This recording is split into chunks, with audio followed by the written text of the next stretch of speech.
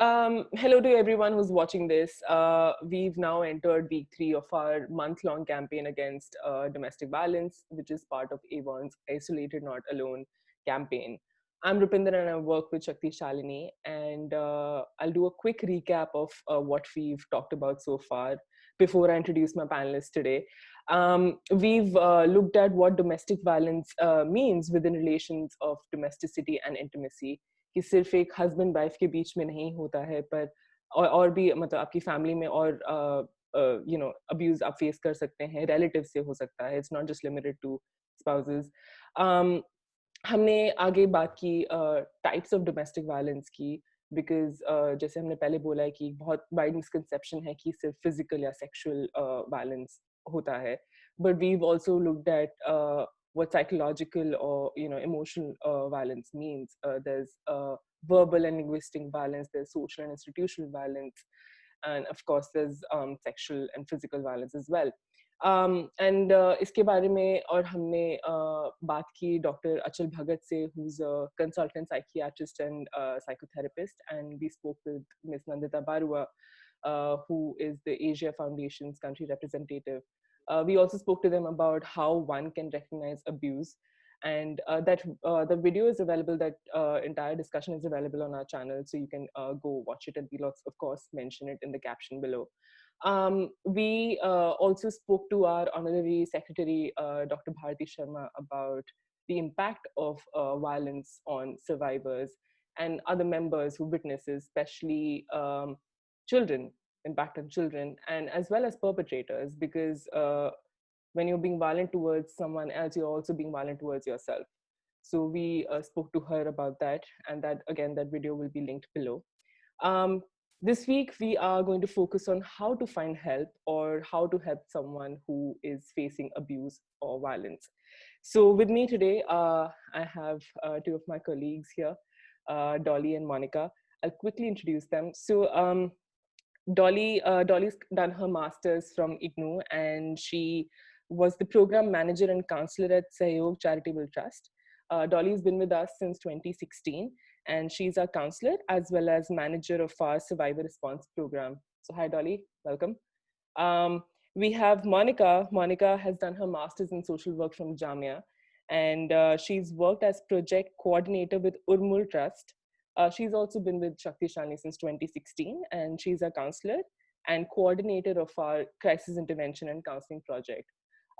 Both Dolly and Monica, they are primary support providers for every survivor who seeks help from Shakti Shalini, from counseling to rescues, legal aid, healthcare, rehabilitation, reintegration to follow up. So thank you.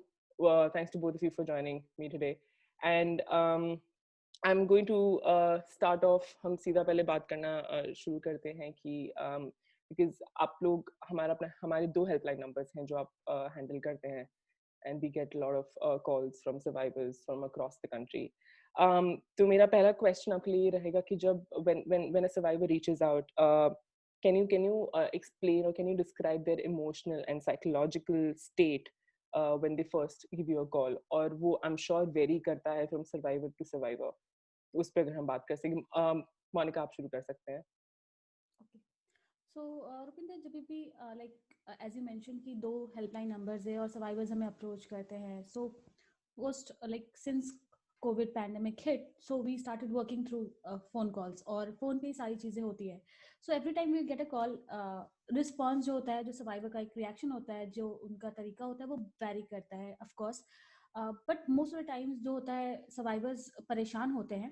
They are clueless कि उनको क्या करना है, या फिर वो उनको ये तो पता है कि they are reaching out to people, but they don't know कि उनको सपोर्ट मिलेगा या नहीं मिलेगा. So they are absolutely clueless about कि क्या चाहिए उन्हें, या फिर क्या क्या परेशानी है. मोस्ट ऑफ द टाइम्स वो जो वायलेंस हो रहा होता है उसके बारे में भी उनकी अवेयरनेस बहुत कम होती है कि मेरे साथ क्या दिक्कत है. लाइक मार पिटाई वो समझते हैं कि मार पिटाई हुई है, बट अपार्ट फ्रॉम दैट उनको समझ में नहीं आता कि और भी कुछ साथ में चीजें चल रही होती है. फॉर एग्जाम्पल, बहुत मुश्किल होता है.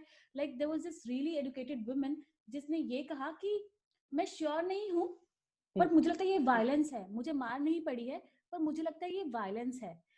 एंड मुझे समझना है कि क्या मैं जो समझ रही हूँ वो सही है या नहीं. उसने कहीं पढ़ा था, maybe she read on some social media पे, फेसबुक और इंस्टाग्राम, जिसपे राइट. उसने इमोशनल वायलेंस, गैस लाइटिंग के बारे में पढ़ा था. So she reached out. तो इस तरीके से सबका रिएक्शन अलग होता है. मोस्टली वो क्लूलेस होते हैं कि उनको क्या चाहिए, हेल्प मिलेगी नहीं मिलेगी, सपोर्ट मिलेगा नहीं मिलेगा, because they have been through so much ना, राइट. कि भरोसा ही नहीं है कि सामने वाला इंसान को, जो बिल्कुल स्ट्रेंजर है, एक थर्ड पार्टी है, वहां से कोई सपोर्ट मिलेगा या नहीं मिलेगा. सो ये उनका एक रिएक्शन होता है मोस्टली. डॉली, आप ऐड कुछ करना चाहोगे? हाँ, जब भी हमारे पास सर्वाइवर हमारे हेल्पलाइन के थ्रू या हमारे किसी भी सोशल मीडिया के थ्रू आते हैं, कई बार तो ऐसे सिचुएशन में होते हैं कि दे मतलब प्रॉपर अपना बता भी नहीं पाते हैं, क्योंकि दे सिचुएशन है कि जब भी वो contest they she is shivering और घबराहट होती है एक अंदर से कि कौन सी जगह पे मैं जा रही हूँ.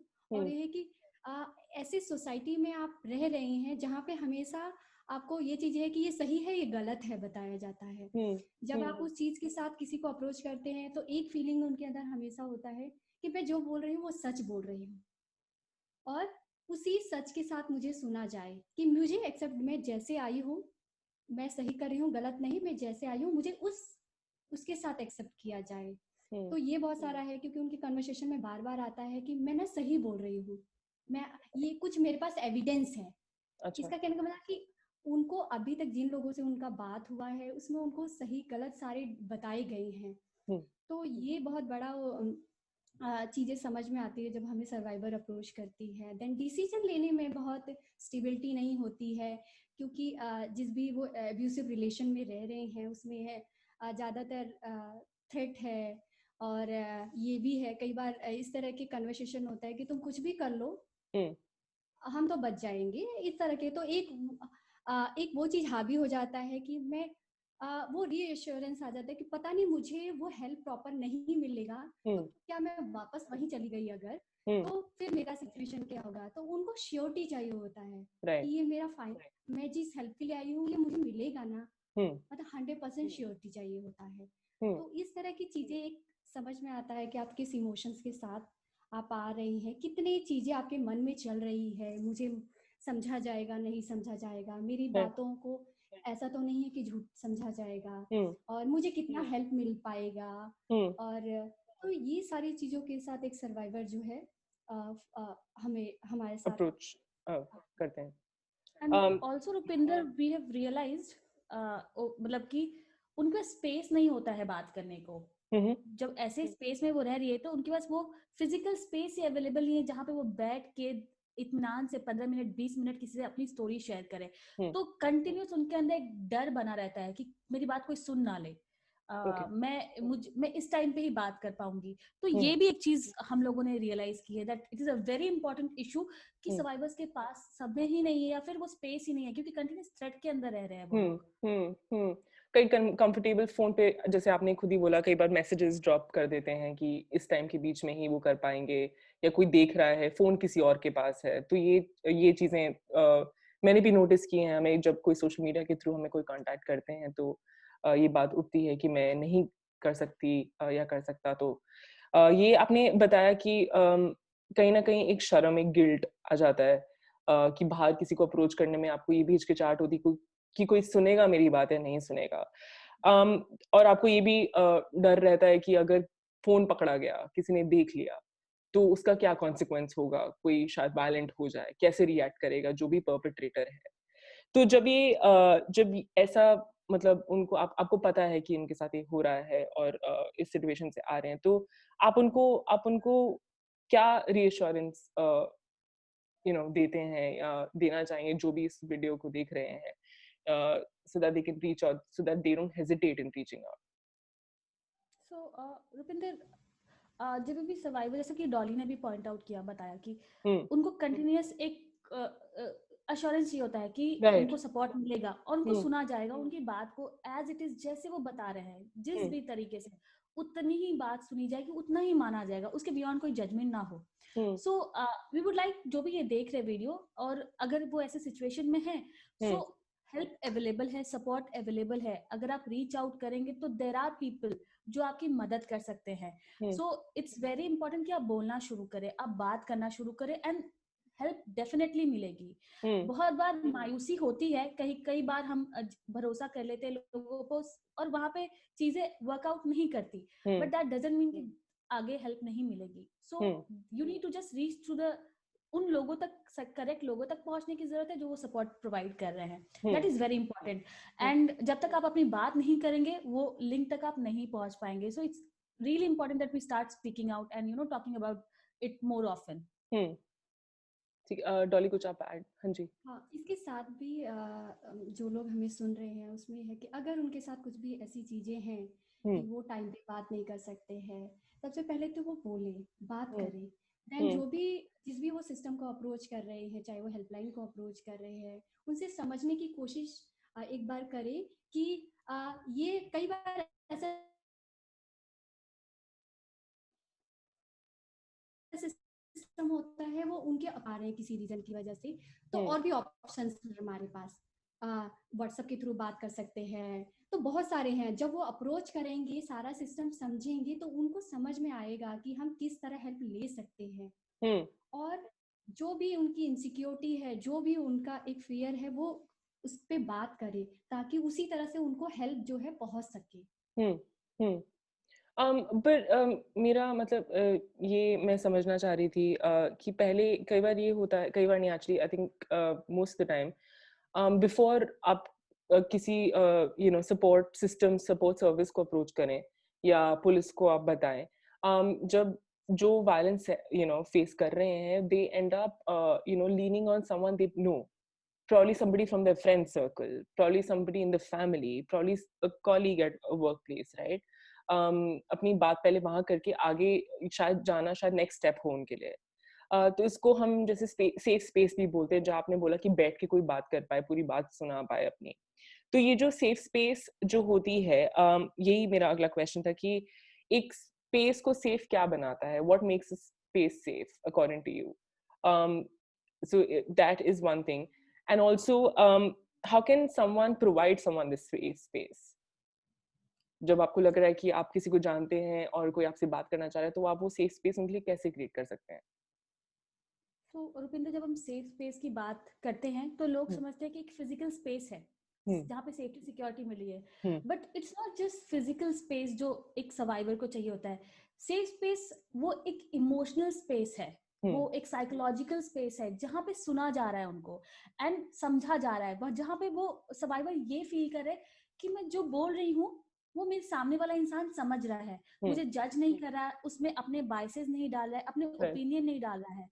जो जैसे मैं बोल रही हूँ इट इज क्रिस्टल क्लियर कि अगर मैंने कहा A to Z तो वो A to Z ही समझेगा, वो उसमें 1 2 3 4 ऐड नहीं करेगा. सो वो सेफ स्पेस वो होता है जहाँ पे बात सुनने की, बात कहने की आपके पास एक जगह है और वो डर नहीं है मन में, वो हिचक नहीं है कि अगर मैं बोलूं तो कहीं मुझे वो इंसान गलत तो नहीं समझेगा, कहीं मेरी गलतियां तो नहीं गया. जैसे कि मोस्टली होता है जब हम अपनी स्टोरी शेयर करते हैं, जब सर्वाइवर स्टोरी शेयर करते हैं घर में या फिर रिलेटिव से, तो कह दिया था कि तुमने कुछ किया होगा इसलिए तुम्हारे पति ने हाथ छोड़ दिया, राइट? जैसे कि मोस्टली सेक्सुअल वायलेंस के केसेस में होता है कि छोटे कपड़े बाहर पहन के क्यों गई थी, आधी रात को बाहर क्यों निकली थी. सिमिलरली यहाँ पे भी होता है कि तुमने कुछ किया होगा कि पति ने हाथ छोड़ दिया, तुम ही सास की बात नहीं सुनती होगी इसलिए तुमको डांट पड़ती है, गालियां पड़ती है. सो वो चीज ना हो वहां पे. अगर मैं कह रही हूँ कि मेरे पति ने मुझ पे हाथ छोड़ा है या फिर मुझे उसने ताने दिए हैं, तो सामने वाला इंसान उसको एज इट इज समझ जाए कि हाँ this might have happened and this has happened, that's why this ladies or the guys जो भी survivor है वो शेयर कर रहे हैं, otherwise ये बात कोई बना के तो नहीं कहेगा. So वो उनको वो जगह मिलनी चाहिए सुनने की कि मुझे कोई सुन रहा है. So that is what safe space actually is, not just a physical space. मैं भी रुपिंदर इसमें यही ऐड करना चाहूँगी, बहुत चीज़ें मोनिका ने ऐड कर दिया है कि जहाँ हम साइकोलॉजिकल और इमोशनल सेफ स्पेस की बात करते हैं, तो वो स्पेस जहाँ पे उनको है कि उनकी बात जो है कॉन्फिडेंशियल रखी जाएगी. वो चीज़ें कई बार हमें बतानी भी पड़ती है उनको कि जिस रूम में हम आपसे बात कर रहे हैं वो रूम में आपकी सारी बातें कॉन्फिडेंशियल रखी जाएगी और ज़रूरत पड़ने पे जहाँ हो सकता है हमें टीम तक लेके जानी पड़े, क्योंकि इससे depend on the case to case. क्योंकि कई बार हमें ऐसा होता है कि आप लीगल इंटरवेंशन है, आपने अश्योर कर दिया कि आपका सारा चीज कॉन्फिडेंशियल रखा जाएगा, बट जहाँ लीगल इंटरवेंशन की बात है हमें लॉयर से तो कनेक्ट करना पड़ेगा उसको। तो ये सारी चीज एक वो इनको रिएश्योरेंस की आपका जो स्पेस है जहाँ आप बात कर रहे हैं वहाँ आपकी चीजें कॉन्फिडेंशियल रखी जाएंगी, ये स्पेस है जहाँ पे आप बात कर सकते हैं और बिना कुछ कि मैं क्या सही बोल रही हूँ क्या गलत बोल रही हूँ, आप सारी चीजें वहाँ पे बात रख सकते हैं, वो स्पेस। और जहाँ फिजिकल स्पेस की हम बात करते हैं वहाँ पे आपका जहाँ वो फिजिकल स्पेस तो है जहाँ पे आप रह के अपने आप को सुरक्षित रह सके, साइकोलॉजिकली भी और फिजिकली भी। ये सो बेसिकली जहाँ पे क्रिटिसिज्म नहीं आएगा कि ओ जैसे आपने बोला कि तुमने कुछ किया होगा, कोई जजमेंट नहीं आएगा। सो बेसिकली एक ऐसा स्पेस जहाँ पे आप सुन रहे हैं। As a counsellor of course you have to reach out to other people, जैसे आपने बोला लीगल एड चाहिए, हेल्थ केयर का अलग चाहिए, so you need to speak to doctors etcetera. But as an individual, as someone who is maybe not a counsellor, what आप कैसे provide कर सकते हैं, if it's me, if I have to help someone who I feel is facing abuse, you know, in their homes or in their relationships, so how can I make that space without making it look like कि मैं intrude कर रही हूँ या मैं कुछ you know, क्योंकि वो भी आता है कि कितना आप बात उनसे कैसे आप बात कर सकते हो, कैसे आप उनको आप invite कर सकते हो कि this is a space that I'm offering you and आप बिना हिचकिचाहट आप बात कर सकते हो। तो आप ये how can you do that? How can you make that space for them? Just by reassuring them? Yeah, just like Dolly and I spoke earlier कि मतलब जब भी वो बात करे आप सुनो उनकी बात को, और हम अपनी बात अपनी बात ना लाए उसके बीच में, उसकी स्टोरी, या फिर अपनी बात ना लाए, अपनी स्टोरीज ना लाए, अपने जजमेंट्स ना लाए, उसको स्पेस दे कि ठीक है वो जैसे शेयर कर रही है, जो कर रही है, एंड उसको एंड वी मेक श्योर कि उसे ये ना लगे कि उसने फिर से गलती कर दी कहीं शेयर करके। सो ये चीजें हमारे दिमाग में रखनी है। तो वो जो डर वाली चीज होती है, अगर वो आपसे बात कर रही है, अगर उसके मन में नहीं आ रही है, so you are obviously providing her that safe space. So सुनना इज वेरी इंपॉर्टेंट। सुनना इज वेरी इंपॉर्टेंट। हाँ जी ताली। और कई बार रुपिंदर ऐसा होता है कि जब सर्वाइवर हमें, जैसे कि अभी लॉकडाउन और लॉकडाउन के बाद हम लोग टेलीफोनिक सर्वाइवर से बात कर रहे हैं मैक्सिमम, तो कई बार सर्वाइवर जब हमसे बात करता है और देन बात करते करते ऐसे आवाज में एक समझ में आता है कि आई थिंक एक फियर है या बहुत कंफर्टेबल नहीं है बात करने में, तो एक समझ में आता है बात करते समय। तो देन हमेशा मैक्सिमम लोग कहते हैं कि क्या आप इस टाइम पे कंफर्टेबल हैं बात करने में, या कोई और टाइम पे हम बात कर सकते हैं, और आप अभी सुरक्षित हैं, सेफ हैं। तो ये सारी चीजें जो है एक सर्वाइवर को एक कंफर्ट उस पर ला देता है, और बात करते करते हमारा बीच बीच में उसको कि हम उसकी बात प्रॉपर सुन रहे हैं। तो I think it's initial stage जहाँ पे हमें सर्वाइवर के साथ एक कनेक्ट करने में बहुत, और सर्वाइवर को कंफर्टेबल होने में बहुत ईजी। बहुत जरूरी है, that's extremely important. But what about a survivor? I mean, which is also the next question, that what should a survivor be careful of before reaching out to what they think is their safe space? And कि वो कैसे identify कर पाएं कि एक safe space है, मैं यहाँ बात कर सकता हूँ, यहाँ बात कर सकती हूँ, and which is not. Rupinder, it can be difficult कि मैं सेफ स्पेस, अगर मैं अपनी बात करूं एक एज सर्वाइवर, मैं अगर सेफ स्पेस ढूंढने को निकली हूं, so it can be difficult. हो सकता है मैं अपनी बात शेयर करूं पर उसको वैसे ना समझा जाए, ठीक है, बात वहां पहुंच जाए जहां नहीं पहुंचनी है, ठीक है। सो जब हम आइडेंटिफाई करें, बिकॉज क्या होता है ना, because like we have seen people reach out to police considering कि ये सेफ है, ये सेफ जगह है, मुझे यहाँ पे मुझे हेल्प मिलेगा, बट वहां पे क्या होता है, वो नेगोशिएशन कराते, मीडिएशन कराते, वापस उस औरत को उसी घर में भेज दिया जहां से वो आई है। So Dolly, if you remember, we had this lady, जहां पे उस लेडी को हम, जब पुलिस वाले आए थे और सारी चीजें कर रहे थे, तो कह रहे कि वो घर भेज दो ना, उससे ज्यादा सेफ क्या होगा। So this is how our system reacts and this is how things work.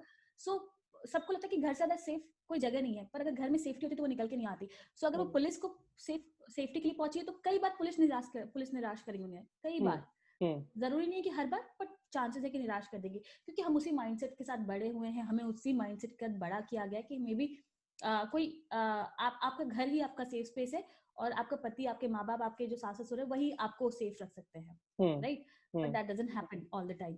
सो एक तो चीज ये है कि निराशा मिलेगी आपको, but don't stop. There are people और देर आर सपोर्ट सर्विसेज, और मे बी फ्रेंड्स है जो आपकी बात सुनेंगे, एंड मे बी देन आपको सही सर्विसेज से लिंक करेंगे.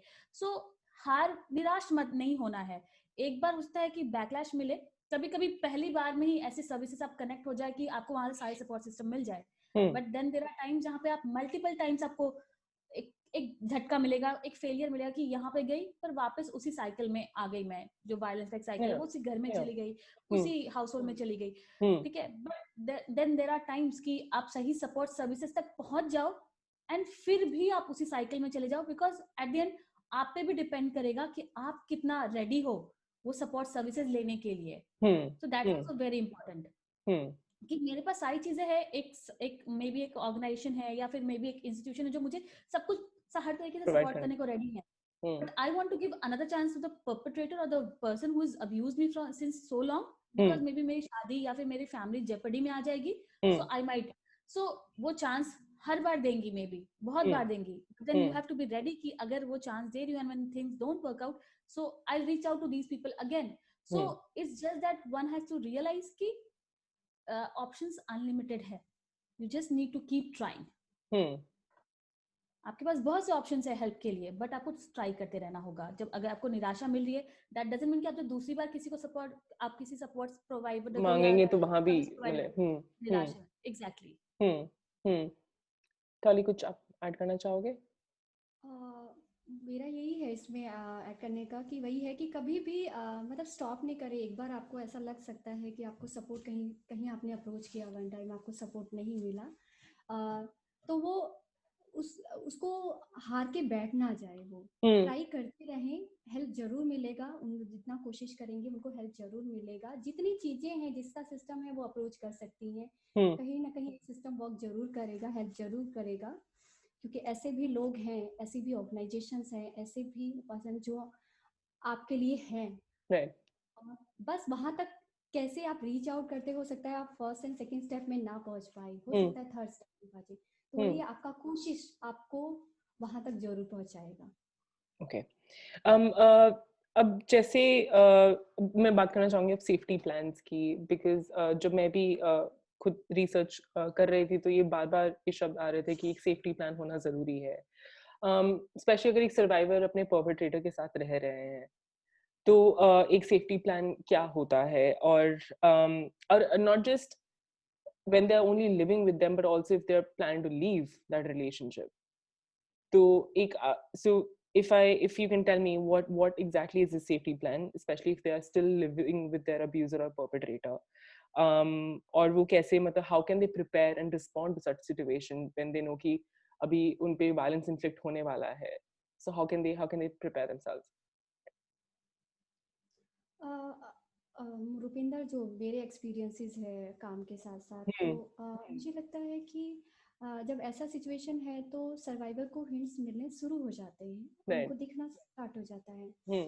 तो ये बहुत सारे हैं, अगर वो नेट एक्सेस करते हैं या बहुत सारी चीज़ें हैं, फ़ोन है उनके पास अवेलेबल है, तो उन रिसोर्सेज को कैसे यूज़ कर सकती हैं वो माइंड में उनको लिस्ट आउट कर सकती हैं कि मैं पहले से ही जैसे बहुत सारे हमारे पास सर्वाइवर होते हैं, आगे उनको कहाँ तक लेके जाना है अभी डिसाइडेड नहीं होता है, बट उनको समझना है.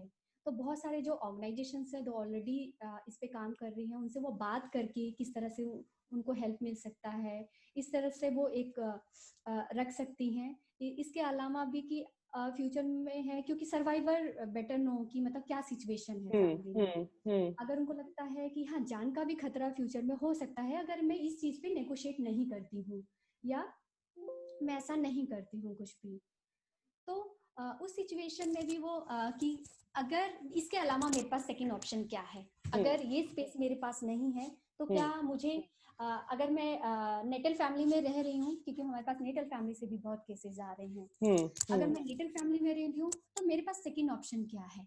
क्या मैं कोई ऐसी जगह है, कोई ऐसा दोस्त है जो मुझे इमरजेंसी सिचुएशन में रख सकता है? क्या ऐसे दिल्ली में सेफ स्पेस है, दिल्ली हो गया या जहाँ आप रह रहे हैं, ऐसा कोई स्पेस है जहाँ पे मैं जाके रह सकती हूँ?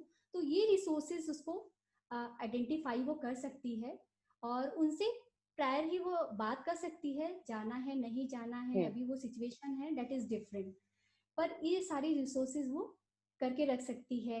जो अगर कुछ ऐसा सिचुएशन है जहाँ पे आपको ये लगता है कि हाँ, मेरे जो अगर मैं बाहर निकलती हूँ तो मैं अभी जॉब नहीं कर रही हूँ, अगर बाहर निकलती हूँ कहीं पे फ्रेंड के यहाँ रहती हूँ तो इंडिपेंडेंट जॉब भी चाहिए मेरे को, उसके लिए भी सारे चीजें जो है मैं कैसे अपना वो करूंगी, तो देन सारे डॉक्यूमेंट है, अपने जितने भी एकेडमिक डॉक्यूमेंट है, ये सारा जो है वो एटलीस्ट 2 कॉपी तो हमेशा ऐसे सिचुएशन में जहाँ उसको हिंट मिलने शुरू हो गए हैं, अपने सारे एकेडमिक आधार कार्ड सारे डॉक्यूमेंट जो है स्कैन करके रख सकती है वो अपने, अगर उसके पास है ठीक है, या उसके साथ एक और भी कोई सपोर्ट कोई पर्सन है जिस पे वो बहुत भरोसा करती है, उसको एक कॉपी दे सकती है, या जो ऑलरेडी जिस ऑर्गेनाइजेशन से उसने बात किया है कि मुझे फ्यूचर में जरूरत पड़ सकती है, उनको भेज सकती है। एक एक प्रायर एक रिटर्न भी वो उनको एप्लीकेशन दे सकती है कि अभी उनको काउंसलिंग की जरूरत है।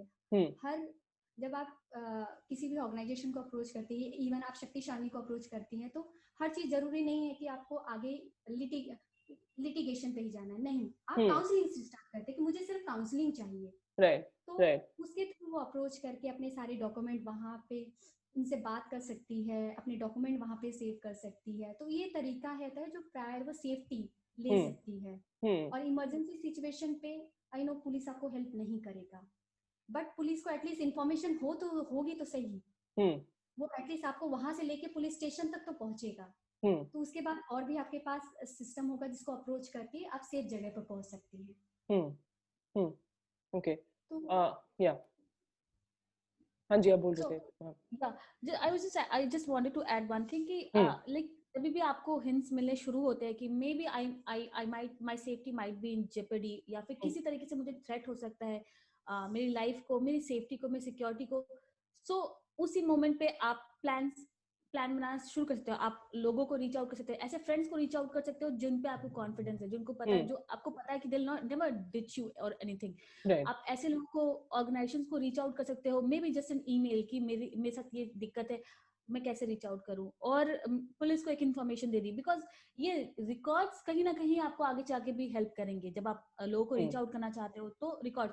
एंड ऑल्सो बहुत कुछ ना हो पाए, बट हमेशा जो इमरजेंसी हेल्पलाइन नंबर्स है उनको अपने कांटेक्ट कीजिए, उनसे बात कीजिए, उनको इन्फॉर्मेशन दीजिए, क्योंकि they are the only ones जिनके पास अथॉरिटी है कि आपको उस वक्त आके वो आपको उस सिचुएशन से निकाल सकते हैं, अगर आप कभी ऐसी सिचुएशन में है तो। कुछ चीजें जो है जो आप रख सकते हैं, अदरवाइज इट्स हमें नहीं पता होता है, किसी को भी नहीं पता कि कब क्या चीजें हो जाए, बट अगर हम जो चीजें कर सकते हैं वो यही है जो डॉली ने भी बताया, और एक दो चीजें कि आप इमरजेंसी हेल्पलाइन के नंबर हमेशा अपने पास रखे। अगर आपको नहीं पता है तो आप पता कीजिए, आप लोगों से पूछिए, आप सर्च कीजिए, आप इंटरनेट पे सारी चीजें अवेलेबल है। तो अगर आपके पास फोन है या फिर आप इंटरनेट एक्सेस करते हैं तो वहां से पता कीजिए, कोशिश कीजिए कि लोगों को रीच आउट कर पाए आप। सो दिस इज वेरी इंपॉर्टेंट, जब भी आप सेफ्टी प्लान बनाना शुरू करते हो तो अगर आपको कुछ चीजें नहीं पता है तो उसके बारे में जानने की कोशिश कीजिए, लोगों से बात कीजिए। तो these are the few things that needs to be kept in mind, जब आपको पता है कि आप थ्रेट में हो या फिर आपको थ्रेट हो सकता है किसी तरीके से।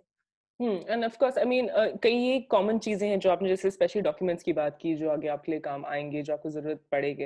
अब now finally after realising when a survivor realises that they have been caught in the cycle of violence for so many days or weeks or months or जितना भी टाइम के लिए वो वहां पे हैं, and they recognize that they've been abused and they want to leave and they decide to leave the abuser or the perpetrator or that household. तो उनके लिए क्या plan, I mean of course आपने कई चीजें बताई हैं, but if you'd like to like they made up their mind कि मुझे अब निकलना है यहाँ से, तो उनको क्या, तब उनका सेफ्टी प्लान कैसा दिखेगा, which of course like I said will vary from situation to situation, person to person, but some common factors at least if you could share. So सबसे जो कॉमन फैक्टर होगा रुपिंदर वो यही, जैसे डॉली ने कहा कि आपके डॉक्यूमेंट्स आप कहीं ना कहीं उसको सेफ रखो। अगर आप हार्ड कॉपी लेके निकल सकते हो, well and good, nothing good better than that, but अगर नहीं तो उसकी कोई सॉफ्ट कॉपी हो, मे बी आपके पास या आपके फ्रेंड के पास, किसी के पास भी। तो like one of the survivors, उसने क्या किया था कि उसको पता चल गया था कि उसे निकलना है, तो उसने पहले ही अपने जो डॉक्यूमेंट से धीरे धीरे करके घर से निकालना शुरू कर दिया और अपने फ्रेंड के पास पहुंचाना, एक एक करके पहुंचाना शुरू कर दिया था। अच्छा, कि मैं यहाँ जा रही हूँ आज, तो मैं अपना सामान यहाँ छोड़ देती हूँ। एक एक दो कुछ जोड़े कपड़े डाले, उसने अपने दोस्त के पास छोड़ दिए। कुछ पैसे अपने बैग में डाले कि मैं मार्केट जा रही हूँ, अपने दोस्त के पास छोड़ दिए। तो इस तरीके से वो चीजें कर सकती है कि आप वो सेफ्टी प्लान बनाना शुरू कर दे कि ये सारी चीजें हैं जो मेरे लिए इंपॉर्टेंट है। सबसे जो इंपॉर्टेंट है वो डॉक्यूमेंट है, उससे ज्यादा इंपॉर्टेंट आपके लिए कुछ नहीं है। क्योंकि अगर डॉक्यूमेंट्स फिर से बनाने जाओ या फिर आप उनको ढूंढने जाओ, बहुत समय जाता है आपका। तो वो चीज आप लेके निकले अपने साथ। आप हमेशा मेक श्योर करें कि वो चीजें आपके पास है। बट एट टाइम्स क्या होता है ना कि जब ऐसे वायलेंस सिचुएशन में रहते हैं, तो फैमिलीज वो पहले ही ले लेती हैं, डॉक्यूमेंट्स अलग कर दी जाती हैं आपसे। सो कोई बात नहीं, अगर वो नहीं है तो आपके पास जो भी चीजें अवेलेबल आप लेके निकलो उसे, ठीक है। मेक श्योर कि आप किसी ऑर्गेनाइजेशन को इन्फॉर्म कर रहे हो। आप जब उस स्पेस से निकल गए तो उस लोकल पुलिस स्टेशन को वहां निकलने के बाद इन्फॉर्म कर दे। अगर उस समय पे नहीं कर सकते, आपको किसी तरीके का डर है कि मैंने पुलिस को बताया और मुझे वापस घर भेज दिया जाएगा, तो आप वहां से निकलने के बाद किसी सेफ जगह पहुंच गए, फिर आप उस लोकल थाने को इन्फॉर्म कीजिए जहां से आप आए हो। कि मैं घर छोड़ के निकले और रीजन ये है। क्योंकि ये आपको आगे, अगर आप फॉर एग्जाम्पल लिटिगेशन के लिए भी जान जाते हैं, तो आपको मदद करेगा उसके लिए। So these are the few things जो आपको ध्यान में रखने की जरूरत है। Dolly, if you'd like to add anything? Document है, जैसे ऑलरेडी मालिका ने बता दिया है कि जो डॉक्यूमेंट्स है वो डॉक्यूमेंट्स अगर जहाँ पे लगता है कि हिंट मिलना स्टार्ट हो गया है निकलना, वहाँ पे डॉक्यूमेंट, क्योंकि वो डॉक्यूमेंट आपके हैं। अगर आपको लगता है कि वो डॉक्यूमेंट आपके फैमिली में आप नहीं रख रहे, कोई और रख रहा है, तो आप सोचना शुरू कर दे कि वो डॉक्यूमेंट का एटलीस्ट एक कॉपी तो मेरे पास होना चाहिए। हो सकता है फैमिली का वो सिचुएशन हो कि आपको नहीं दिया जा रहा है, तो देने से पहले वो कोशिश हो सकता है कि वो आप कहीं ना कहीं स्टोर करके रखें उसको, और ताकि उससे रिकवरी किया जा सके डॉक्यूमेंट। सेकेंड थिंग कि जब आप निकलने का प्लान कर रहे हैं, तो या निकलने से पहले, निकलने के बाद आप एक जो है कंप्लेन, आपके जो भी नियरेस्ट पुलिस स्टेशन है जहाँ पे है, वहाँ पे एक कंप्लेन दे दें। क्योंकि नॉर्मली फैमिली में क्या होता है, घर से निकलने के बाद अगर आपका एप्लीकेशन नहीं पहुँचता है, तो उनकी साइड से ऐसे घर से ये सामान लेके भाग गए हैं। बहुत कॉमन एलिगेशन हैं कि घर से ये सामान लेके भाग गई है और किसी के साथ अफेयर था, खासकर विमेन के साथ मैक्सिमम वो ये एलिगेशन रहता है। तो निकलने के बाद हम ये नहीं चाहते कि आप पुलिस स्टेशन में जाके करो, क्योंकि पुलिस स्टेशन में नॉर्मली होता है कि आपकी फैमिली को अप्रोच कर देंगे, बुला देंगे और नेगोशिएट करके इवन आपसे पूछा भी नहीं जाएगा, शायद आपको वापस भेज दिया जाए। तो उस सिचुएशन में ये रहता है कि वो वहां से निकले, देन वो बाद में आके एक एप्लीकेशन लिखे, या हम कंसर्न पुलिस स्टेशन को पोस्ट कर दे या मेल के थ्रू कर दें उनको। इससे क्या होता है कि हमें डायरेक्ट जाना भी नहीं पड़ेगा आपको, और एक इंफॉर्मेशन पुलिस को ऑलरेडी पहुंच जाएगी आपकी। तो एक ये फर्स्ट मेजर ऑफ सेफ्टी हो जाएगा आपके लिए। एंड सेकेंड थिंग, आपका जो भी सारे डॉक्यूमेंट है आप लेके पहुंचे, ये दो चीजें जो है एक इम्पॉर्टेंट है, जो आपको आगे आपकी जर्नी में हेल्प करेगा। Right. These are really important points. I think documents की बात आपने स्पेशली बोली, आपने बोला कि लोकल पुलिस स्टेशन को कैसे इन्फॉर्म करना है, निकलने की बात करना है, because we understand that you will be pressurized to go back and you will end up entering the cycle of violence again. So to avoid that, these are necessary and important points. And thank you for this information. This is really informative. Moving on.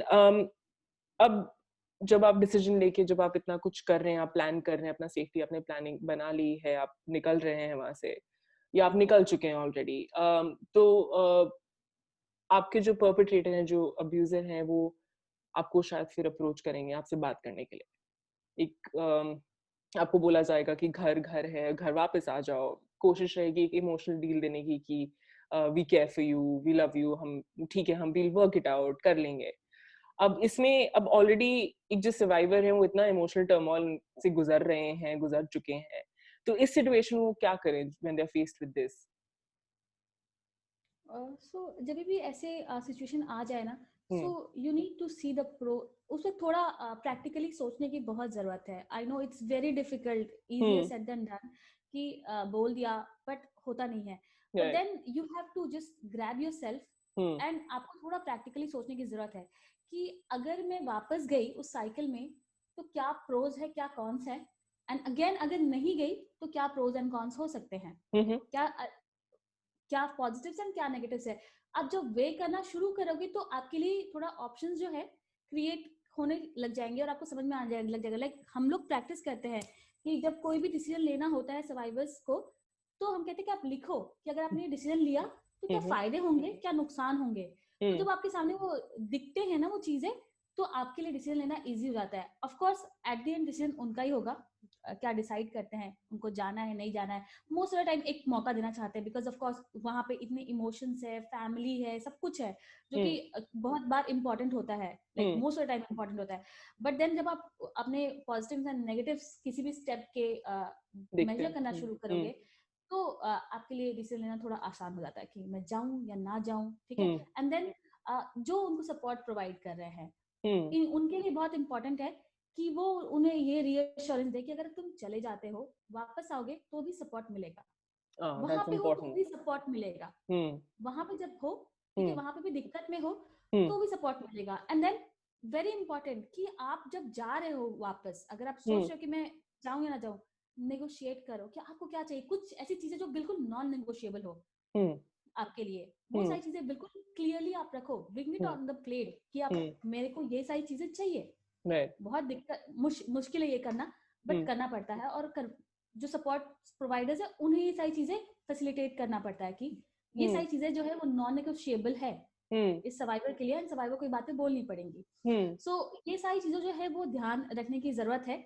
And अगर आप जाते हो नहीं जाते हो, at the end it's your choice, but आप अगर ध्यान रखो कि आप जाओगे तो फिर क्या क्या चीजें हो सकती हैं, और अगर आप नहीं गए तो क्या क्या चीजें होंगी। क्योंकि क्या होता है ना, जब हम नई तरीके से लाइफ शुरू करने की कोशिश करते हैं पीछे की चीजें छोड़कर, बहुत डिफिकल्ट होता है, बहुत चैलेंजिंग है। एंड स्पेशली फॉर वुमेन हमें पता है कि कितना कुछ सुनने को मिलेगा, ब्लेम होंगे हमें शेम किया जाएगा, ब्लेमिंग किया जाएगा। सो मोस्ट ऑफ टाइम हम रेडी नहीं होते हैं। सो जो भी उनके फ्रेंड्स हैं जो उनको सपोर्ट कर रहे हैं, या फिर सर्विस प्रोवाइडर्स जो क्लोज है, मे बी एक आधा फैमिली मेंबर्स जो इस सिचुएशन को समझ रहे हैं, इनके लिए बहुत जरूरी है कि वो कहें कि हम तुम्हारे साथ है, तुम जो भी फैसला लो, जो भी अगर एक दो जना भी आपके साथ खड़ा है तो वो ये बात अगर उनको अश्योरेंस दे कि तुम जो भी फैसला लोगे हम तुम्हारे साथ है, and will make sure that you are safe, तो कहीं ना कहीं एक हौसला मिलता है कि मैं नई तरीके से भी जिंदगी शुरू कर सकती हूँ। तो ये कुछ चीजें हैं जो सब मिलके कर सकते हैं और सर्वाइवर भी कर सकती है। टॉली कुछ आप ऐड करना चाहोगे इस पे?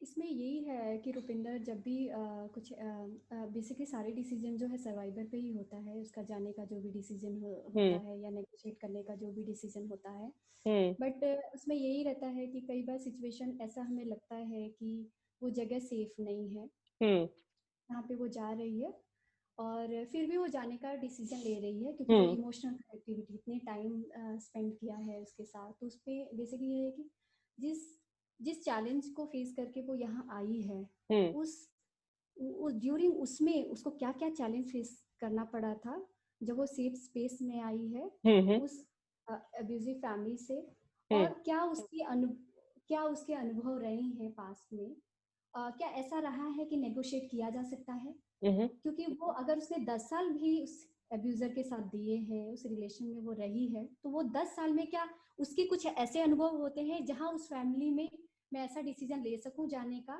तो वो नोट करने की जरूरत होती है हमें थोड़ा सा उसको कि वो उस पर सोचे और फिर वो डिसाइड करे कि ये उसके लिए जाना ठीक रहेगा और किस पॉइंट पे वो नेगोशिएट कर सकती है उसके साथ, और जाने के बाद भी उसके पास क्या क्या इमरजेंसी सिचुएशन में हेल्प लेने के लिए हो सकता है, क्या नहीं हो सकता है, इन सारी चीजों को वो सोचे।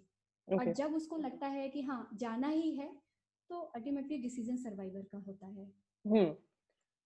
बस यही जो आपने बोला कि प्रोज एंड कॉन्स क्या हैं उस सिचुएशन की, क्या पॉजिटिव्स एंड नेगेटिव्स हैं, उस तरफ उनको नज कर पाना, उस सोच में डालना है something where I think even counsellors come in. वहाँ पे इन अ वे आपकी भी ड्यूटी है उनको सही सवाल, कि वो अपने से सही सवाल पूछ पाए, which can be a long process, and वही like you said, it's in the end it's their decision, but that reassurance also कि अगर उनको फिर मदद चाहिए तो हम available हैं, ये सर्विस प्रोवाइडर्स को करना जरूरी है। That's what you said. Also, yes. Yeah. And also Rupinder, very important जो हम लोगों ने मिस कर दिया, फॉलो अप्स। राइट। कि जब सर्वाइवर चली गई तो हम फॉलो अप्स में रहे, उससे क्या होता है, उनको एक अश्योरेंस तो होता ही है, but then the perpetrators also know that the support is still there. ऐसा नहीं कि घर वापस आ गई तो फिर कुछ भी हो सकता है, सपोर्ट है, ठीक है। So follow up is very important and Shakti चानी practises a very rigorous follow up process. We have a very rigorous follow up process, हफ्ता, 15 दिन, 20 दिन, महीना, इस तरीके से। So that's very important. Yeah, and of course, I mean, we, especially for survivors who've stayed in our shelter homes, we have, like, I think we have a 1 year long follow-up process with them, right? Yeah. Right. So gonna move on to, when somebody knows, हमारी ये होता है कि सबका अगर वो कहीं देख रहे हैं वायलेंस कि किसी घर में हो रहा है या किसी जान पहचान में ही कहीं पे हो रहा है, तो आप usually and up saying that it's there private matter, ये उनके घर की बात है, इंटरफेयर नहीं करना है, नॉट रियलाइजिंग कि आप भी फैसिलिटेट कर रहे हो वायलेंस ये बोलते ही। तो वो जो हिचकिचाहट इनमें रहती है कि अप्रोच कैसे करें अवेयर होते हुए भी, इस सिचुएशन में what can individuals do when they know of someone facing violence or know of someone who is perpetrating violence? Rupinder, इसमें है कि हम लोग कोई भी एज ए अपने हम नेबरहुड में हम कहीं पे भी देखते हैं इस तरह की चीज़ें, अगर वायलेंस होता है तो हमें इनिशिएट करना चाहिए as a human being, as a कि सामने हो रहा है कुछ और शायद वो सपोर्ट नहीं ले पा रही है, हो सकता है उसके पास रिसोर्सेज नहीं है सपोर्ट लेने के लिए, तो हमें इनिशिएट करना चाहिए।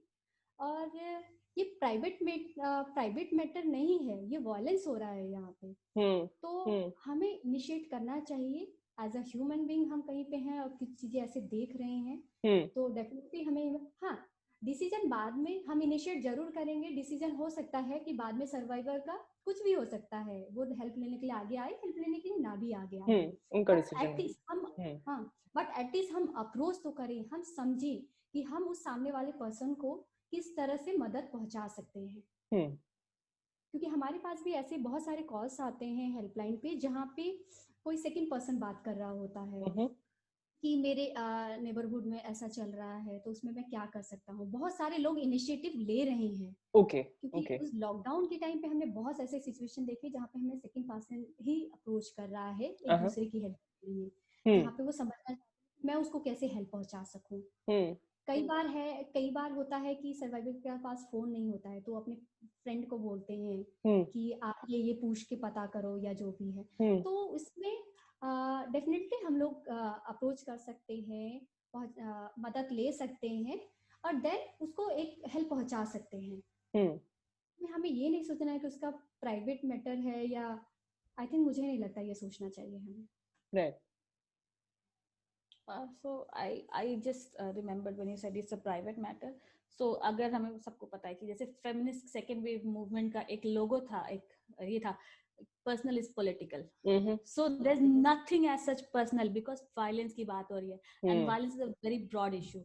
So violence की जब बात होती है, चाहे वो घर में हो रहा हो, सड़क पे हो रहा हो या फिर कहीं भी हो रहा है, बड़े लेवल पे हो रहा हो, that is not personal. वो पर्सनल नहीं है, वो बात बहुत बड़ी है, वो वहां पे लीगल सिस्टम इन्वॉल्व है, जुडिशरी इन्वॉल्व हो जाएगी, स्टेट इन्वॉल्व हो जाएगा, सब इन्वॉल्व होंगे। So how is that personal? So हम सबको ये बात समझने की जरूरत है कि हम जब किसी को अब्यूज होते देख रहे हैं एंड हम इग्नोर कर रहे हैं, हम भी उतने ही ज्यादा इन्वॉल्व है उसमें जितना कि वो परपेट्रेटर जो डायरेक्टली वायलेंस कॉज कर रहा है वो है। सो मे बी हम डायरेक्टली जाके ना बोले मत मारो, but we can just go and stand there and ask, are you all right?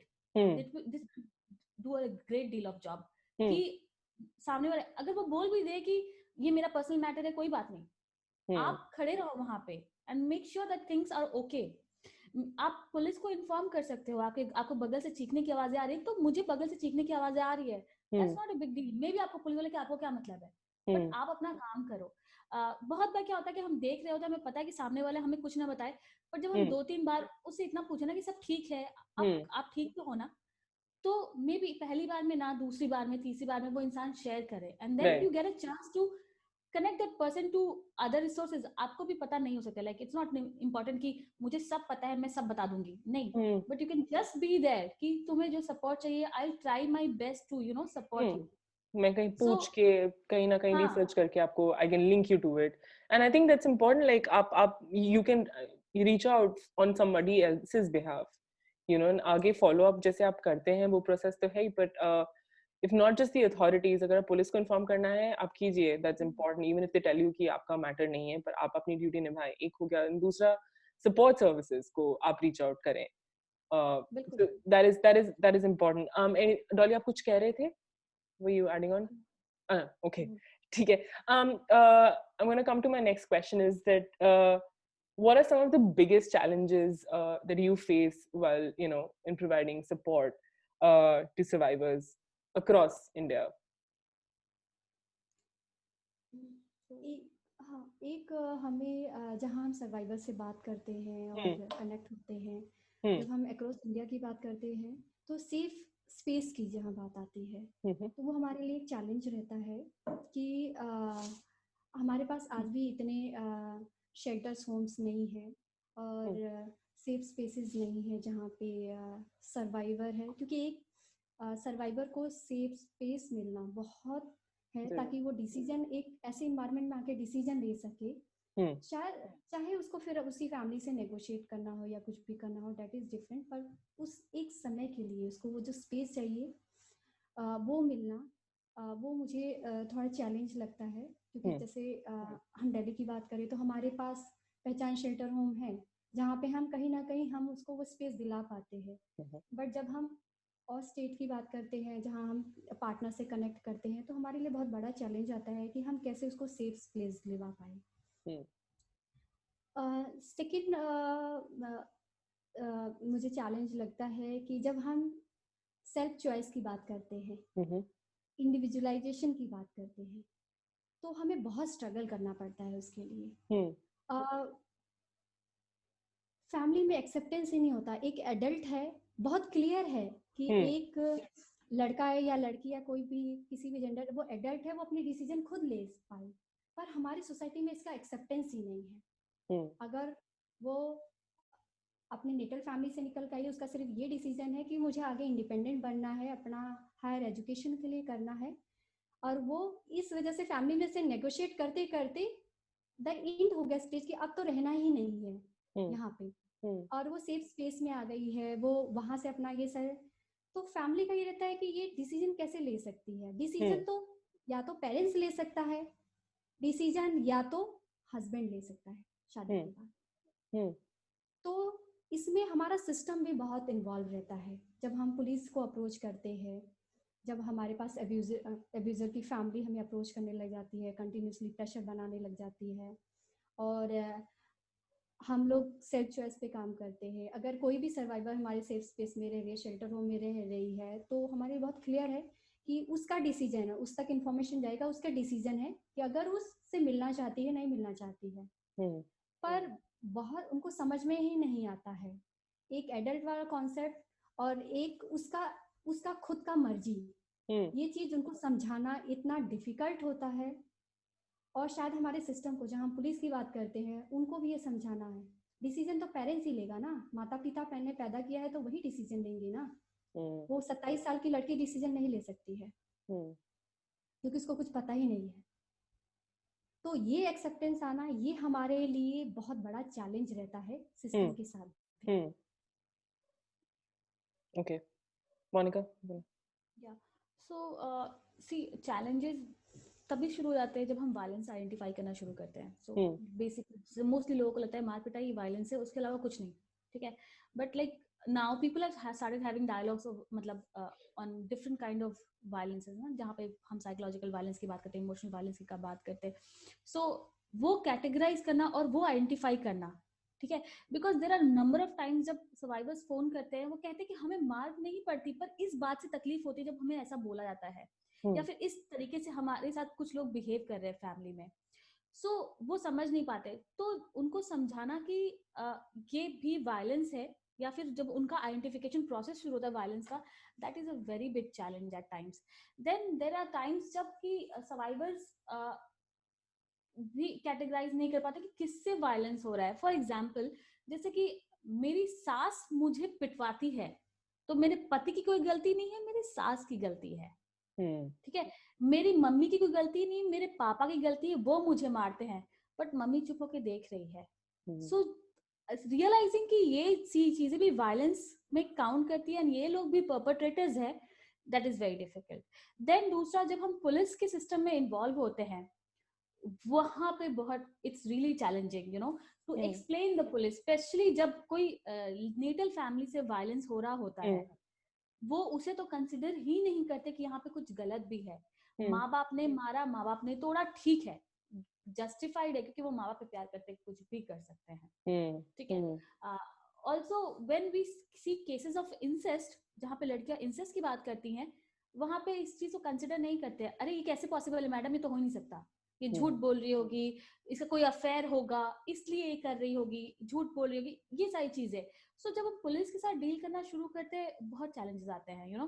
Even छोटे छोटे कंप्लेन, एक डेली डायरी एंट्री के लिए भी बहुत टाइम लगता है, बहुत मुश्किल होती है कि वो इस चीज को रजिस्टर कर ले. अगर एक सर्वाइवर अपने डोमेस्टिक वायलेंस से कंप्लेन लेके चली जाए कि मुझे मेरा हस्बैंड इससे कैसे कर रहा है, फॉर श्योर उसकी कंप्लेन डेली डायरी एंट्री में भी नहीं जाएगी. Because this is not something that is important. Like we were discussing earlier,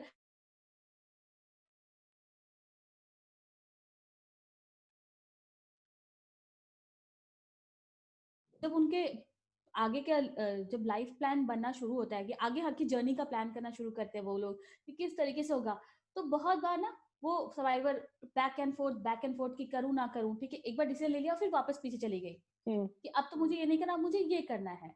so that is also challenging कि एक डिसीजन को लेके आगे बढ़ना, if that doesn't work out then हम दूसरा एक प्लान स्टार्ट करें. So that is also difficult, क्योंकि बहुत बार सर्वाइवर्स कहते हैं कि बिना पहला प्लान ए अभी काम नहीं किया, अभी स्टार्ट ही नहीं हुआ, देन आपने पूरा प्लान चेंज कर दिया, ठीक है, because they are in so much dilemma. So उनको स्टेज तक लाना कि वो बिल्कुल यू नो स्टेबल हो कि हाँ अभी मुझे इसे प्लान करा जाना है. So that's also very challenging for us. Okay. So in what ways rather can systems in a country improve in order to support survivors better?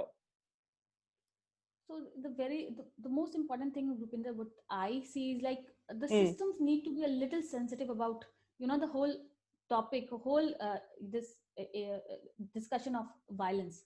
Like अगर आप समझ एंड थोड़ा अगर नॉन जजमेंटल हो पाए तो, कि अगर एक सामने इंसान आपको आके कह रहा है तो उसकी बात सुनो, because that's very important. Survivors के विक्टिम ब्लेमिंग शेमिंग ये बंद करने की जरूरत है. तो सबसे पहले तो मुझे लगता है कि सेंसिटिविटी की बहुत जरूरत है सबको, सब सारे लोगों में, सिस्टम्स में. देन ऑल्सो बहुत डिले है सारे, अगर लिटिगेशन की बात कर ले हम, ठीक है, जुडिशियल सिस्टम की बात करें तो बहुत डिले है. लाइक सालों साल जो चीजें मतलब पेपर पे है कि आपको 90 दिन के अंदर खत्म करनी है, साल भर के अंदर खत्म करनी है, वो सालों साल खिंचता जा रहा है. So that is also area जहाँ पे थोड़ा जल्दी काम करने की जरूरत है, थोड़ा maybe human resource बढ़ाने की जरूरत है. So this is how I think these are the few things where something can be done. Okay. Tali? मुझे भी ऐसा लगता है कि जब सर्वाइवर फर्स्ट टाइम किसी भी सिस्टम को अप्रोच कर रही है, इवन पुलिस को अप्रोच कर रही है, ज़्यादातर सर्वाइवर से ये आता है कि पुलिस बात नहीं सुनते हैं, और एक प्रॉपर फैसिलिटेशन बहुत ज़रूरी है मिलना. उनका है कि ये जाके CAW में बात कर ले जाके, जबकि ऐसा कुछ सिस्टम में नहीं है. आप फैसिलिटेशन उसको दे सकते हैं हेल्प डेस्क पे, उसको बता सकते हैं, उसका एप्लीकेशन आप रिसीव कर सकते हैं. और जहाँ तक हम बात करते हैं सिक्योरिटी और थ्रेटन की, वो एप्लीकेशन ऐसे लेते हैं और ऐसे उसमें DD एंट्री करके देते हैं कि जैसे कि कोई बड़ा नहीं है, शायद उस एप्लीकेशन को अच्छे से पढ़ते भी नहीं होंगे. पर इन सब चीज़ों को बहुत सीरियस लेने की है, आगे इसमें क्या इंटरवेंशन हो सकता है वो फैसिलिटेट करने की जरूरत होता है. तो मैं यही है, जैसे मोनिका ने बोला कि सेंसिटिव बहुत होने की जरूरत है. प्रॉपर फैसिलिटेशन, अगर आपके पास सर्वाइवर जा रही है, हो सकता है वो सर्वाइवर आपके पास से वापस जा रही हो तो उसके साथ क्या कंडीशन हो, कि वो ये बोल के आई हो कि मैं तो जा रही हूँ पुलिस में कंप्लेन, पर उसको वहां से भी सपोर्ट नहीं मिला, वो वापस उसी फैमिली में चली गई है, उसी फैमिली. तो ऐसे सिचुएशन में एक प्रॉपर फैसिलिटेशन, उसकी बात पूरी सुनी जाए, उसको प्रॉपर फैसिलिटेट किया जाए, ये बहुत जरूरी है. थोड़ा सा हमारे जो लीगल सिस्टम है जो हमारे इसको बहुत सीरियस समझना बहुत जरूरी है. सीरियस लेना, हर डोमेस्टिक वायलेंस को एक नज़र से देखना, वो जिस तरह से वो नज़रिया है, आई थिंक मुझे लगता है कि इस पे काम करने की बहुत ज़रूरत है हम लोगों को. Okay. और एक जो फ्रंट वर्कर जो सर्विस प्रोवाइडर है वो काम करते हैं, तो इस नज़रिए से देखना कि आपका ये जो काम है, आपको अगर आपके काम के ड्यूरिंग आपको कोई रिस्क होता है तो ये आपका प्रोफेशनल हजार्डस है, इसी में ना उसको भी एक स्पेस प्रोवाइड करना, उसके लिए भी प्रॉपर फैसिलिटेशन, प्रॉपर सिस्टम आता है कि जो सर्विस है जैसे आप अगर करते हो आपको भी वो आपके लिए भी है, लॉ में आपके लिए भी है कि अगर आप पुलिस स्टेशन में आपके साथ भी कुछ ऐसा होता है तो अंडर द लॉ आप अगेंस्ट में एक्शन ले सकते हैं। उसी तरह से जब फ्रंट वर्कर जो आपके यहाँ पे जो सर्विस प्रोवाइडर है जो काम कर रहे हैं उनके काम के ड्यूरिंग में अगर उनको कोई रिस्क है कुछ ये, तो उनको भी प्रॉपर तरीके से सपोर्ट दिया जाए। तो मैं हाँ मेरा यही रहेगा कि जिस फ्रंट वर्कर हैं जो सर्विस प्रोवाइडर है उनको उनकी हेल्प के लिए और उनको भी प्रोटेक्शन के लिए बहुत जरूरी है किया जाए। Right, help of course but सबसे इम्पोर्टेंट चीज जो है जब फ्रंटलाइन वर्कर्स की बात होती है सर्विस प्रोवाइडर्स की, रिकॉग्निशन मिले उन्हें। Yes, that is the very big challenge, that this profession is not at all recognised, या फिर उसको एक प्रोफेशन नहीं समझते, या फिर कहीं ना कहीं एक लाइक यू नो एक negative something, it's something negative लोगों के दिमाग में। सो रिकॉग्निशन मिलना बहुत जरूरी है, that this is something that is very important and very crucial for the society, or and as equal as any other job जो लोग कर रहे हैं, 9 से 5 की जॉब, 10 से 6 की जॉब, उतना ही इम्पोर्टेंट ये भी है कहीं ना कहीं, and it is like it can be life saving experience for somebody. You might not need it but किसी को बहुत जरूरत हो सकती है। So recognition मिलना भी बहुत इम्पोर्टेंट है Rupinder. I really I agree and especially Covid के बाद जब हम अगर यहाँ पे बात करें सर्वाइवर्स जब रीच आउट कर रहे थे तो उन तक पहुंच पाना, उनको कैसे उस सिचुएशन से निकालना है, it was extremely difficult for you as well. तो इतना काम, इतना फॉलो अप, इतना कुछ करने के बाद कुछ कर पाना, you're right, you're absolutely right, I agree with you. And also so I wanted to ask both of you, आपका कोई ऐसा एक्सपीरियंस या ऐसी कोई मेमोरी जो आपके लिए इतना इम्पैक्टफुल रहा है while working with survivors or while supporting them? कोई भी, आप में से कोई भी शुरू कर सकते हैं। सर्वाइवर उनकी लाई थी 18 इयर्स की थी वो, और जो उनकी मदर लेके आई थी कि इसका बिहेवियर ठीक नहीं है, ये बहुत सारे जल्दी जल्दी दोस्ती कर लेती है और इसकी 1 साल में शादी होने वाली है, तो मैं इसको कुछ टाइम के लिए एक सुरक्षित जगह पे रखना चाहती हूँ और इसकी काउंसलिंग करवाना चाहती हूँ।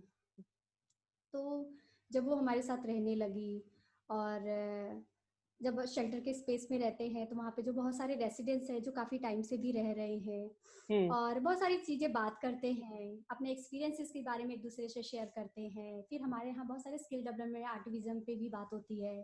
थिएटर था जिसमें ऑलरेडी वो उसने पार्टिसिपेट किया और बहुत वायलेंस पे बात होती है वहाँ शेल्टर होम में। इसके साथ धीरे धीरे देन उसने जब कन्वर्सेशन इनिशिएट किया और बात करना शुरू किया तो उसने एक बार पूछा कि दीदी जब मैं घर, मेरी मम्मी ना, आपको पता है मुझे किस वजह से छोड़ के गई है? मैंने बोला हाँ, मैंने बोला ये तो वजह आप भी जानते होंगे। तो उसने बोला कि मेरी मम्मी ने इस वजह से छोड़ के गई है ना, पर मैं आपको बताऊं, मैंने आपको शर्म के मारे बता नहीं पा रही थी, पर मैं आपको ये बताती हूँ कि मेरी मम्मी इस वजह से छोड़ गई है क्योंकि मैं किसी लड़के से प्यार करती थी। मैं किसी लड़के से प्यार करती हूँ और इसीलिए मेरे घर वालों ने मेरी शादी तय कर दी है कहीं पे। और मैं प्यार करती हूँ और मैं आगे पढ़ना चाहती हूँ और मैं अभी शादी नहीं करना चाहती हूँ। ये कन्वर्सेशन उसको इनिशिएट करने में 2 से 3 महीना लग गया। क्योंकि पहले वही है कि सिर्फ इसको शादी करना है और फिर और देन धीरे धीरे की, और जब मैं जब उस लड़के से बात भी करती थी, उसके अलावा जैसे जिस लड़के से मैं प्यार करती थी उसके अलावा मैं किसी से भी बात भी करती थी जो मेरे आसपास लड़के रहते, क्योंकि वो सोनीपत के एक छोटे से गांव से थी वो लड़की। तो मैं किसी आसपास से किसी लड़के से बात करती थी तो ना मेरा भाई मुझे मारता था। मेरा भाई मारता था। मेरा भाई फिर पापा को भी बता देते थे, पापा भी मारते थे मुझे। हम्म ये तो वायलेंस है ना, क्योंकि जब मैं यहाँ आई हूँ और मुझे पता चला, तो वायलेंस तो मेरे घर वाले कर रहे हैं। पहले मुझे लगता था कि मैं उनके साथ बुरा कर रही हूँ, लेकिन मुझे आगे ये पता चला कि मेरा भाई मुझे मारता है, मुझे किसी से बात नहीं करना देता है। और ऐसा तो नहीं है, मैं उस लड़के से बात करती हूँ, उसको प्यार करती हूँ, पर ये थोड़ी है मैं सब कुछ छोड़ दूंगी उसके लिए। पर मेरे कभी किसी ने मेरे से बात नहीं किया इस पे।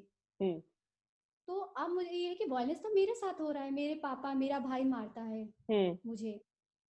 तो देन धीरे धीरे जो है उसने इनिशिएट किया मेरी फैमिली से बात किया जाए, और ये सारी चीज़ें हुआ। फिर उसने कि मैं अपना पढ़ाई कंटिन्यू करना चाहती हूँ। देन फैमिली से उसने डिसाइड किया कि मैं शादी नहीं करूँगी।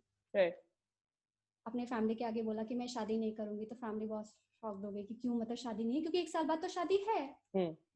तो उन्होंने बोला कि मैं शादी इसलिए क्योंकि मेरी शादी आप जबरदस्ती करवा रहे हो, मुझे तो लड़का भी नहीं दिखाया है आपने, और आपने बस तय कर दी है मेरी शादी इस वजह से क्योंकि मैं एक लड़के को पसंद करती थी। तो अब मैं जो है शादी नहीं करना चाहती हूँ। और तो फिर ये हुआ कि आप सोचो, उस पर बात करो, इस पे है। तो फाइनली उसने जो है बना कर दिया कि मैं शादी नहीं करूँगी, आगे पढ़ूंगी अपना। और देन पढ़ाई करने के बाद जॉब का नहीं था, क्योंकि जॉब का टोटली जो डिसीजन था उसने कि मेरे अगर मम्मी पापा नहीं चाहते हैं, क्योंकि फैमिली में कोई जॉब नहीं करता था, लड़कियां स्पेशली जॉब नहीं करती थी, तो फैमिली मैं जॉब नहीं करूंगी, पर मैं थोड़ा पढ़ाई करके इसके बाद शादी कर लूंगी। धीरे धीरे उसने अपने एजुकेशन में कंटिन्यू करना, स्किल डेवलपमेंट में कंटिन्यू करना शुरू कर दिया। देन टॉकिंग लेटर में अपना बात रखना, ये कर। और एक बार मेरे पास आती है और कहती है कि मुझे ना जॉब करना है। तो मुझे लगा कि अच्छा जॉब करना है, क्या सोच के आपने ये डिसीजन लिया? उसने बोला कि मैंने इसे, क्योंकि मेरे घर में जॉब नहीं है। तो मैंने बोला आप क्या इसके बारे में डिस्कस, क्योंकि इसके लिए आप शायद अपने पेरेंट्स पे डिपेंड है। कहते मुझे किसी से नहीं पूछना, आप मेरे लिए जॉब के लिए है। तो जैसे एक शक्तिशाली का रिहैबिलिटेशन का एक प्रोसेस होता है, जिसमें हम लोग, हमारे बहुत सारे इंडिविजुअल पार्टनर्स हैं जिनके थ्रू हम लोग सर्वाइवर को कहीं ना कहीं इंडिपेंडेंट में हेल्प लेते हैं। तो देन उसने इसके लिए इनिशिएट किया, अपने फैमिली से फाइट करके। उसकी फैमिली ने ले जाने के लिए उसको मना कर दिया था जब उसने जॉब का डिसीजन लिया कि नहीं अब हम इसको नहीं लेंगे, इसको आपको रखना है तो रखो। तो उसने बोला ठीक है मैं यही रहूंगी। फिर उसने जॉब लिया यहाँ से, और आई थिंक उसको 2 साल हो गया, अभी वो जॉब कर रही है और अपनी फैमिली को भी सपोर्ट कर रही है। That's wonderful.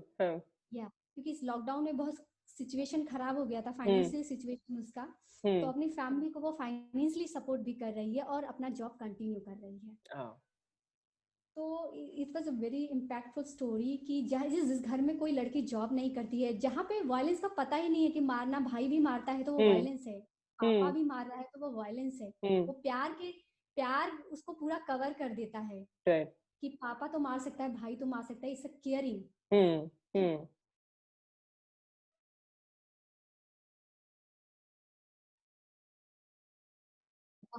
और अभी शादी नहीं की, जबकि फैमिली में 1920 में शादियां हो जाती हैं लड़कियों की, जो उसकी अभी 2 बहनों की शादी हो चुकी। तो it was a big story. Monica? Yeah, so Rupinder, like every survivor that we have, like has some or other impact on us as well. It's a give and take process. Absolutely. जहाँ पे हमें बहुत कुछ रह जाता है साथ में कि कुछ ऐसा रहा। There's this one story, like there is this one survivor जो कि it somehow impacted my personal life. कि मतलब मैं उसकी वजह से कुछ चीजें, मतलब अपने लाइफ में कुछ चेंजेस ला पाई। So like there was this girl, 20-21 साल की थी, छोटे से यूपी के गांव से थी, and she was in love with this guy जो कि दूसरे रिलीजन का था। ठीक है, एंड 10 दिन बाद शादी हुई थी, शी इलोप्ड। ठीक है, some other organisation helped her elope, and then she reached to us safe space के लिए। बहुत डरी हुई, बहुत सहमी, घर से बाहर तक नहीं निकली कभी। लाइक 10वीं पास थी, पर घर वाले छोड़ जाते, स्कूल तक वापस ले जाते, ऐसा सिचुएशन था। सो पता नहीं क्या करना क्या नहीं। जब वो आई तो इतना, जब पुलिस वाले उसका स्टेटमेंट लेने आते, वो इतना डरती थी कि दीदी मैं क्या बयान दूं, मैं क्या बोलूं, आप बोल दो मेरे बदले। सो उसको बार बार बोलना था कि जो आपकी स्टोरी है, जो आपने हमें बताया, जो चीजें हो रही थी घर पे आपके साथ, वही सारी चीजें बतानी है। सो फैमिली ने काफी पॉलिटिकल प्रेशर बना के विद इन 4 और 5 आवर्स उसके जो पार्टनर था, जो कि जो तो उस वक्त वहां पे प्रेजेंट भी नहीं था जब वो घर से निकली है, उसके ऊपर एफआईआर करा दी. Like he was completely in a different state, India के किसी दूसरे कोने में था, उसके ऊपर एफआईआर करवा दी कि वो लड़का भगा के ले गया उसे. Now this girl has to go वहां पे अपना 164 का स्टेटमेंट देने के लिए एंड मजिस्ट्रेट के सामने अपनी बात रखने के लिए. लाइक द होल टीम, यहाँ से पूरी टीम बनी. देन दिल्ली पुलिस के, दिल्ली हाई कोर्ट से उसे प्रोटेक्शन ऑर्डर मिला था. दिल्ली पुलिस से 2 स्टाफ उसको लेके वहां पे गया. वो I won't mention the name, it's a very small place. ठीक है, जब वहां के डिस्ट्रिक्ट कोर्ट में हम पहुंचे, उस लड़की को बिल्कुल घेर लिया गया एंड ऐसा कहता वो लड़की स्टेटमेंट भी नहीं दे पाएगी. उसे घर वालों ने, गांव वालों ने, कितने सारे पॉलिटिशियंस जो लोकल पॉलिटिशियंस थे वो लोगों ने घेर लिया कि लड़की से बात कराओ, ये कराओ. बहुत मुश्किल से, क्योंकि अब हमारे पास दिल्ली पुलिस का स्टाफ था तो दे वर क्वाइट हेल्पिंग. जब हम पहुंचे वहां पे, सो अंदर एंट्री नहीं मिली. दिल्ली पुलिस का स्टाफ दो अंदर गया था मजिस्ट्रेट के पास उस लड़की से के साथ कि अकेले लड़की नहीं जाएगी. End of course we like she was always reminded कि आप बोलो कि आपको किसके साथ जाना है, आपको अकेले जाना है या नहीं जाना है, it depends on you. वो अंदर की सारी चीजें हुई. फिर उस लड़की ने और जो दिल्ली पुलिस का स्टाफ था, मैं बाहर वेट कर रही थी. तो जब हम वापस आ रहे थे रिटर्न वहां से, लाइक 4-5 घंटे की जर्नी थी हमारे वापस आने की, तो उन लोगों ने शेयर किया कि जब ये अंदर कोर्ट में थी तो जब मजिस्ट्रेट को बयान देती तो मजिस्ट्रेट कंटिन्यूअसली उसको प्रेशराइज करा था कि अब तो तुम फंस गई, अब तो तुम पुलिस के चंगुल में फंस गई, अब तो तुम कैसे निकलोगी, तुम एक काम करो अपनी माँ के पास क्यों नहीं चली आती हो, तुम्हें महफूज रखेंगे. इस तरीके से बातें करने लग गए. तो बहुत देर तक वो लड़की सुनते सुनते सुनते and it was just a matter of 1.5 से 2 महीना वो हमारे साथ रही थी. 1-1.5 महीना रही होगी अभी तक. उसने so there was one thing that I always reminded her, जब भी बात होती कि याद रखना कि हम आपकी मदद के लिए है, पुलिस आपकी मदद के लिए है. आप किसी तरीके से हमारे लिए लायबल नहीं हो कि आपको हमें जवाबदेही देनी है या फिर आप हम कि अपने एक्शंस के लिए आप हमें जवाब दोगे, ऐसा नहीं है. तो रिमेंबर कि ये आपकी मदद के लिए, आप इनकी मदद के लिए नहीं हो. सो जब वो मजिस्ट्रेट के सामने बैठी थी तो बोली कि दीदी मुझे इतना गुस्सा आया और मुझे इतना बुरा लग रहा था कि मैंने बोला कि अगर मैं किसी परेशानी में हूं तो आप इस कुर्सी पे क्यों बैठे हैं, मेरी मदद के लिए ना. And this was something that just gave me goosebumps कि ये लड़की जिसने आज तक मुंह नहीं खोला, वो इतनी बड़ी बात बोलकर आ गई कि आप यहाँ पे क्यों बैठे हो इस कुर्सी पे, मेरी मदद के लिए. तो मैं आपको मेरी मदद नहीं चाहिए. सो जब उसकी शादी रजिस्टर हुई थी रुपिंदर, मुझे याद है, और मैं एसडीएम ऑफिस में बैठी थी और मैं सोची थी कि जब ये लड़की अपने लिए इतनी सारी चीजें कर सकती है, why can't I negotiate certain things with my parents. Right. ठीक है, ये लड़की 10वीं पास है, इतना बड़ा बोल्ड स्टेप लिया. Touchwood the partner was really good with her. अभी तक दोनों बहुत अच्छे, लाइक 1.5-2 साल हो गए शादी को, दोनों बहुत खुश है. बट अगर ये कर सकती तो मैं क्यों नहीं. And it really help me talk to my parents, negotiate with my parents on certain things that I believe, and I saw them changing. So this one story is always very close to my heart because it helped me change myself and my parents in a certain way. So it was a big thing for me, and ऐसे बहुत सारी stories है. This one is something closest to my heart. It's really powerful. I mean, hearing that, it's just both of them, both the incidents, both of your experiences are very, very extremely powerful. और हम आगे of course और सुनेंगे, बाद में बात करेंगे हम इस पे. But I'm gonna not take too much time and just I just have one last question to ask both of you, that you both are the key support providers for survivors across India. And our viewers को अगर हम बताना चाहें, maybe some of them might be facing some sort of abuse अपने घरों में, that if they reach out to Shakti Shalini, उनको क्या-क्या services provide हो सकती हैं, वो processes क्या रहते हैं, so that they know that there's help around, that we have been supporting survivors of gender and sexual violence. So if you could start, tell us. So Shakti Shalini का जो response mechanism है, जिसके अंदर crisis intervention and counselling centre है and shelter home है, it provides a holistic support to survivor, like starting from a safe physical space to that safe emotional space, and then उसके अलावा जो भी services एक सर्वाइवर के लिए जरूरी है, बेसिक सर्विसेज, वो सब प्रोवाइड होती है यहाँ पे. फॉर एग्जांपल आप शेल्टर होम ले लो, बात कर लो, काउंसलिंग की सपोर्ट की प्रोवाइड कर लो, मेंटल हेल्थ सर्विसेज अगर फैसिलिटेट करना है, physical health services, then litigation, उसके अलावा रिहैबिलिटेशन, रीइंटीग्रेशन की बात कर ले कि जब सर्वाइवर को वापस अपने कुछ जॉब ढूंढना है या फिर एजुकेशन के लिए जाना है, तो ये एक होलिस्टिक सपोर्ट है जो सर्वाइवर टू सर्वाइवर उनके नीड पे डिपेंड करेगा ऑफ कोर्स, बट ये होलिस्टिक सपोर्ट है जो हम प्रोवाइड करते हैं। Right, Tony. रुपिंदर, इस होलिस्टिक सपोर्ट की जब हम बात करते हैं, उसमें हम लोग साइको सोशल सपोर्ट हो गया, जो काउंसलिंग हो गया, उसके साथ साथ हम लोग लीगल सेशन, लिटिगेशन जो है वो प्रोवाइड करते हैं हम लोग सर्वाइवर को। मेंटल हेल्थ में जो हमारे पार्टनर्स हैं, जहाँ से हम सार्थक से सपोर्ट लेते हैं, वो उनके थ्रू प्रोवाइड करते हैं हम अपने सर्वाइवर को। और इसके साथ साथ फिजिकल हेल्थ में हम फैसिलिटेट करते हैं, जो भी है कि वो इजी वे में जो हमारे गवर्नमेंट की डिस्पेंसरीज हैं, कहाँ से चीजें डिपेंड ऑन द सर्वाइवर कि वो कहाँ से एक्सेस कर सकती है, कहाँ से हेल्प ले सकती है। एंड इसके साथ साथ फैमिली प्लानिंग में भी हो गया, जहाँ पे हमें सर्वाइवर अप्रोच करता है, उसके लिए भी फैसिलिटेशन रहता है उसको कि कौन सी इजी है, कैसे जो वो है पार्टनर के साथ नेगोशिएट कर सकती है, कैसे उसको लेना है, क्या है। एंड इसके साथ साथ रीइंटीग्रेशन हो गया। रीइंटीग्रेशन में आपको किस तरह से नेगोशिएट करना है, कैसे रहना है, and it's totally depend on the survivor. Rehabilitation में हमारे बहुत अलग तरह से सपोर्ट है, चाहे उसको जॉब में सपोर्ट चाहिए, उसमें खुद भी हम लोग हेल्प करते हैं सर्वाइवर को। जो भी हमारे रेसिडेंट्स ऑलरेडी शेल्टर होम में रह रहे हैं, हमारे एक्स रेसिडेंट्स हैं जो यहाँ से जा चुके हैं, जो हमारे सर्वाइवर्स हैं जो अपने केस के इंटरवेंशन के बाद अब वो चाहते हैं कि हमें जॉब में और इंडिपेंडेंट बनना है, हमें जॉब में मदद चाहिए, तो उसमें भी हमारे जितने लिंक्स होते हैं हम उनको सपोर्ट प्रोवाइड करने की कोशिश करते हैं। और तो इसके साथ साथ जो अक्रॉस इंडिया है, जो हमारे पार्टनर्स हैं, जो हमारे पैन इंडिया लिस्ट है, और उसके थ्रू सर्वाइवर को जो भी दिल्ली है, दिल्ली से बाहर है, उनको कनेक्ट करते हैं अपने सर्वाइवर को, ताकि वो कुछ पार्टनर्स है, कुछ स्टेट में हमारे पास पार्टनर्स नहीं भी है, तो उसमें ऑलरेडी प्रोसेस हमारा है कि कैसे हम सर्वाइवर को हेल्प कर सके, वो ऑलरेडी हम लोग थिंक कर रहे हैं। बाकी जो पार्टनर्स हैं हमारे ऑलरेडी पैन इंडिया लिस्ट में, उनके थ्रू हम कनेक्ट करते हैं। कनेक्ट करने के बाद सर्वाइवर से भी बात करते हैं और उनके साथ, पार्टनर के साथ भी टच में रहते हैं कि क्या उनको एक बेटर सर्विसेज मिल पा रहा है। तो इसी तरह से हमारा पूरा रिस्पॉन्स मैकेनिज्म काम कर रहा है। राइट। एंड ऑफ कोर्स हमारा शेल्टर होम जो दिल्ली में है वो है ही, डॉली आप उसको भी आप देखते हैं, तो we of course have that as well. It's called पहचान।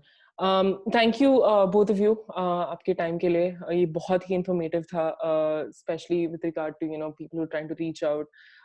It was important to talk about creating safety plans, and talking about where you can how you can approach someone, what your safe space can be like and should be like, and the precautions that one needs to take. So we have 2 helpline numbers that are operational from 10 a.m. to 6 p.m. Monday to Friday. उसका number video के बाद आपको दिख जाएगा, और नीचे caption में भी कहीं ना कहीं mentioned होगा। तो आप please अगर आपको लगता है किसी को ज़रूरत है तो प्लीज़ आप नंबर शेयर करें, सर्कुलेट करें। इस वीडियो को भी आप प्लीज़ देखें, और जो बाकी वीडियोस हम लिंक कर रहे हैं उनको भी आप देखें और समझें और शेयर करें। And please follow us. We are on Facebook, Instagram, and Twitter as well. And of course, we keep uploading a lot of informative videos here, and our podcast series too. So thank you so much. It was lovely speaking to you. And yeah, thank you. Thank you. All right. So much. Bye.